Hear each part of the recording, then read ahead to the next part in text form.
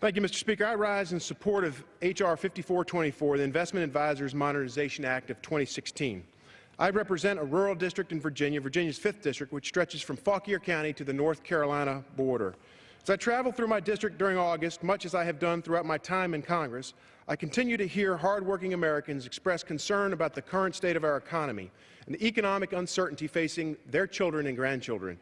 I think every member of this body can agree that with millions of Americans out of work, our top focus in Congress should be enacting policies to help spur job creation throughout our country. Today, we are discussing several legislative efforts that, if enacted, will encourage economic growth and job creation by reducing unnecessary regulatory burdens. One of these measures is a bipartisan piece of legislation that I've been working on with Representatives Foster, Vargas, Stivers, Hultgren, Sinema, and others. In fact, during a June markup in the Financial Services Committee, H.R. 5424 garnered broad bipartisan support, passing by a vote of 47 to 12. This measure, the Investment Advisors Modernization Act, is an effort to modernize a 76-year-old law to reflect current industry needs and standards.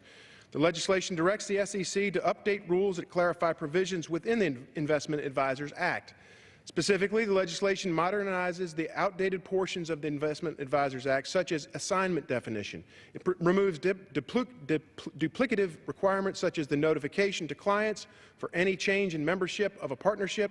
It tailors current reporting metrics so that advisors are not required to provide burdensome and unnecessary information on their portfolio companies, among other things.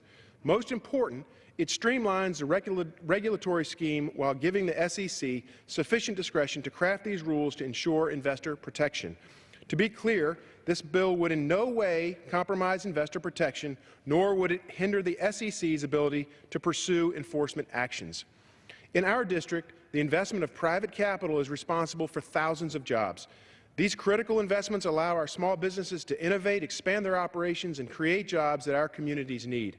Over the past 3 Congresses, there has been growing concern about the burden that Dodd-Frank unnecessarily placed on advisors to private equity, while at the same time exempting advisors to similar investment funds.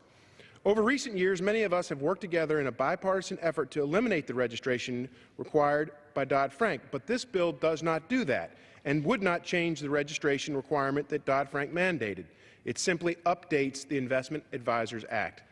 Instead, this legislation is a pragmatic and bipartisan approach to addressing some of the concerns with the Investment Advisors Act.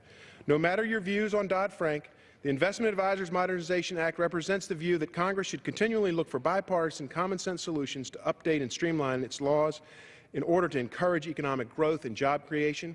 I ask my colleagues on both sides of the aisle to support H.R. 5424, the Investment Advisors Modernization Act. Thank you, Mr. Speaker, and I reserve the balance of my time.